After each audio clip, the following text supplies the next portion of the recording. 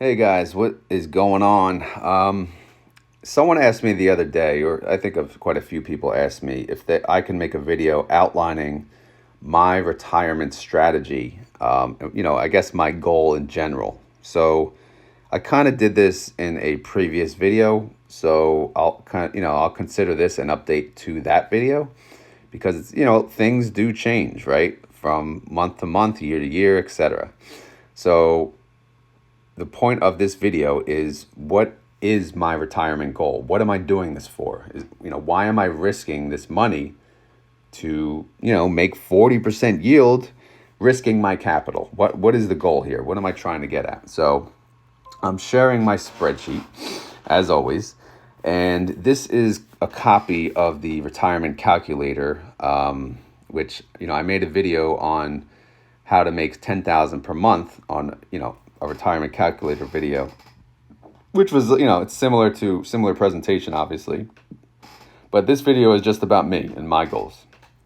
So my starting investment was approximately $40,000, right? And I only started like a month or two ago, so not much has changed. So we'll still use I actually start with, I think, 38 or 39-ish, but we'll use 40,000. And my expected yield that I'd like to make is 40%. It was 50, but I got real, and then I realized, okay, let me, at the time Tesla was 75%, so I was like, oh wow, and then OARC was 50%, and this was that, they went down since. Volatility in the market was much higher at that point, so I think it kind of settled down. But I'm thinking 40% for now is a more realistic number, at least as a starting yield. So again, starting out, $40,000 at 40% starting yield would give me $16,000 a year. Starting monthly income would be $1,333.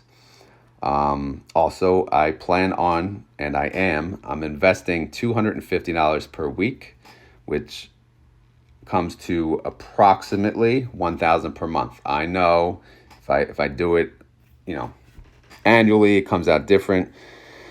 Which I could do 250, times 52 divided by 12, which, if it'll make you guys happy, maybe I'll do that. And I know someone was complaining about that, right? So what do? 250 times 52 weeks divided by 12 months. Okay. So that's approximately how much contributing on auto deposits each month. So that should carry on down here. Total contributions takes that number times 12. Monthly times 12. Okay? Easy enough. All right, again, my starting point was $40,000. I emptied out my Roth IRA contributions because I have two Roth 401ks. Those are doing the job of, for tax purposes down the road. Those are our nest eggs.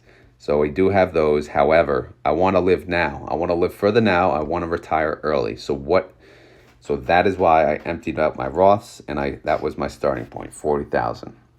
So again, the first year, the last field here, expected loss of capital.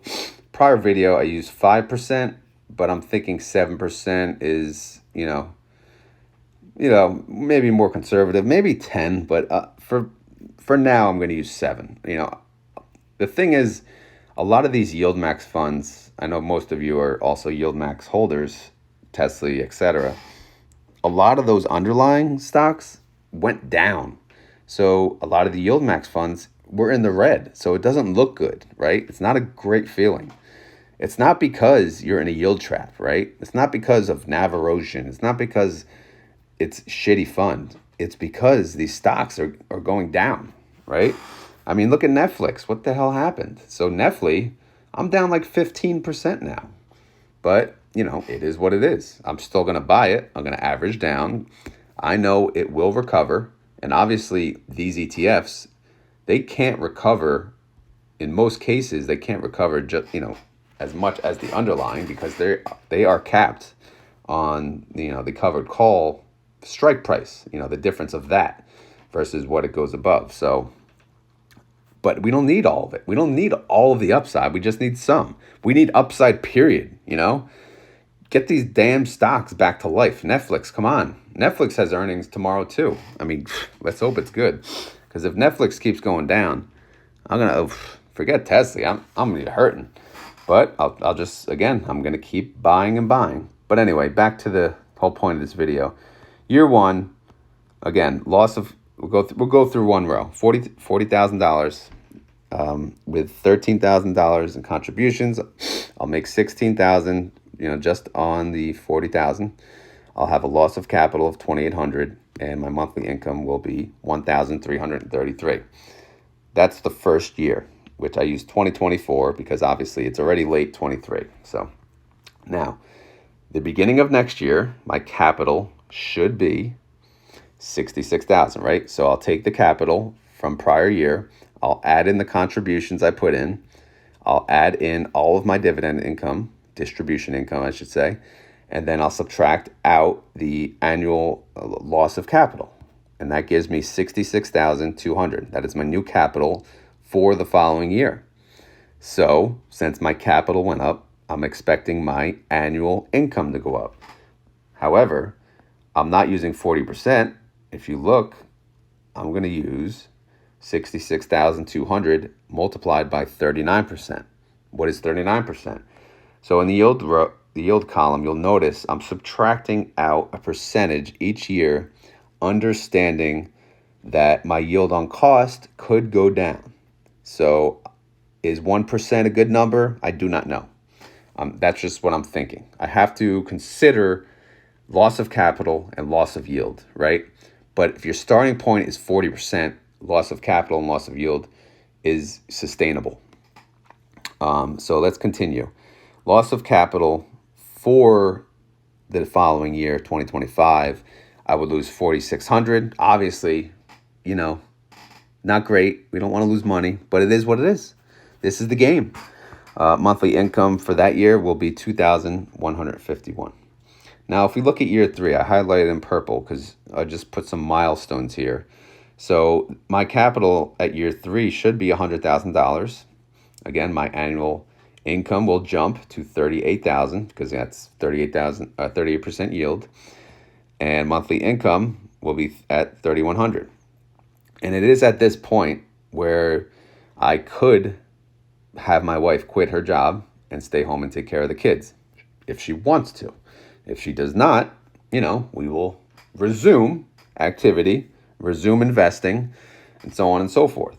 So, time will tell. If she decides to quit, I will have to pause using the monthly income as, a manual reinvestment. Because right now, this calculation considers all of that income to go into, reinvesting. So if she wants to stay home, then that's what will happen. Monthly income goes towards bills. However, I will continue to invest, have auto deposits, maybe not 13,000 a year, maybe half of that, but I will adjust my calculation then. The point of doing this, obviously, is to make a lot of money. But if it can make, my life or my wife's life better sooner, then that's the goal, right? To have her, if she wants to be home with the kids, fine. That's what we'll do. If she decides she still wants to work, then, we'll take it from there. Again, we'll worry about it at the time. We want options. That is the whole point of this. We want other venues of income. We don't want to be solely reliant on our job and be like, bow to the almighty income from the work, from our typical 9-to-5 BS jobs. And just so you guys know, let me just say this too. I understand, since we get paid monthly, the reinvested amount will essentially calculate to be more. So doing this annually is another safety net. So essentially I could have, much more than what we're looking at here, because the compound effect on a monthly basis is going to do much better than reflecting the compound effect on an annual basis. So before you guys put a comment about that, yes, I know. I understand. If I made this monthly, you guys would be, you know, your head would be spinning because all the scrolling I'd be doing. If I make it, yearly, then going out up to 10 years is not going to be as bad. So anyway, that was year 3. So I'm not going to go through every single year. I'll go through the next to the next milestone. So assuming my wife continues to work, she says, all right, now let's see this through. Let's keep investing. Then at year 9, I'm expected to have a capital of 607,000, and that will yield 32%. So, again, continuing my 13,000 deposits every year, assuming it's 13,000 every year, my annual income will be 194,000, and I can make 16,200. And at that point, I no longer need my job, right? That should be enough to cover our bills. I mean, it should be more than enough to cover the bills. I don't want to say I can quit. Obviously, I could quit earlier. I could make this work, but it would be a struggle. But I'm not planning on not working. It's just a matter of fact that I just want to know, can I leave? Do I have to work full time? Do I have to work at this job, or can I take a lesser job, a less stressful job? Again, the point of doing this is to have options. And by the way, this calculation is assuming I'm not putting more than 13,000 a year. I plan to at least do 13,000 a year. Hopefully I could do more. I don't plan on doing less, but hopefully I could do more. So yeah, this is my goal. At year 9, maybe I will quit, right? 9 years from now, I'll be 50. So I'll want to enjoy my life a little more. Maybe I can quit and find another hobby. Or maybe during these years, my YouTube actually, blows up, and that brings me enough income that I could just do that. On, that plus the distribution, I could live off that. You never know. Again, I heard a lot of success stories of people on YouTube. It's just hard. I don't have the time to do the detailed content, I'm doing videos daily. I'm finding a way to make that work, but I can't really do any more than that. I did run this down. I think I went to year 20, which at this point I'll be 61 years old. I could have a capital of 4.8 million, which would yield 21%, and it would bring 1 million in a year, and I would make $85,000 a month. I mean, it just sounds so unrealistic when you calculate that far, but I mean, if you run the numbers, it makes sense. I mean, sure, maybe my loss of capital should be more. Again, I don't know. This year is not good for the YieldMax underlying stock, so I can't really judge it by that. If I plug this 15% in, that's not fair. That's just Netflix taking a crap, I mean, I'm up on Nvidia. I'm up 3%. So the argument goes both ways. So yeah, that's my goal. I'm going to have the ability to retire in less than 10 years. I'm going to have my wife have the ability to retire in less than 3 years. So that's what's going to happen. That's why I'm doing this. Or we're both just going to work, whether or not it's the same job or not, and we're just going to have extra income to do whatever we want. We're not going to live paycheck to paycheck like everyone else in this world. So that's my plan. That's how I, again, plan to retire in 10 years or less. I use the word retire loosely. I just want to be able to retire. Because going to work, knowing you don't have to go to work, that feeling, that's what I want. I want that feeling. So I need to work. I mean, I know myself. I can't sit home. So maybe my work will be YouTube. Maybe my work will be I'll work at a gym. I don't know. Again, who knows? I just want the options. Okay, the last thing I wanted to cover, column G through I. If you look, I mentioned, okay, so there's 252 trading days a year, and there's 21 trading days per month. My monthly deposits are 1,083. my monthly distributions are, again, as of now, approximately 1,333. This means if I take those two amounts and I divide by the 21, which would give me how much I could invest daily. Because as I'm doing this, I am doing dollar cost averaging and I'm buying into funds daily or every other day. I like to buy 5 to 10 shares at a time, no less, because it's not the same feeling. But I do like to buy something every day. I like the feeling. It's like I don't know. You got the itch, right? You gotta do something. You gotta buy something. It feels good, even if it's 5 shares. Ooh, 5 shares, and I'm averaging down. Which, by the way, that's also my strategy. As mentioned, I'm up on Nvidia, so I'm not buying Nvidia today. If it dumps, if it tanks, I could buy Nvidia. However, if I'm not in the red, I will not buy shares of that holding.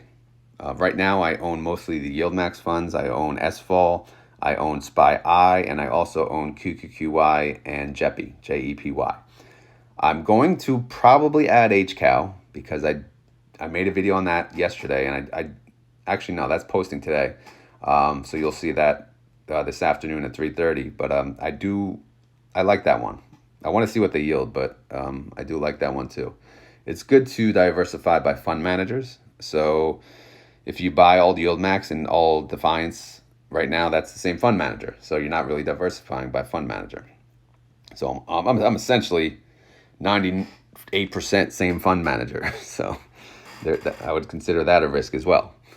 So yeah, that's pretty much it. As always, this is not financial advice. I am not a financial advisor. I am just showing my story, sharing it with the world, which, it may or may not work. If it doesn't work out, then so be it. I'll fall back on our 401ks and I'll work till I'm old. I'm an old fart and I'll live off that, that nest egg.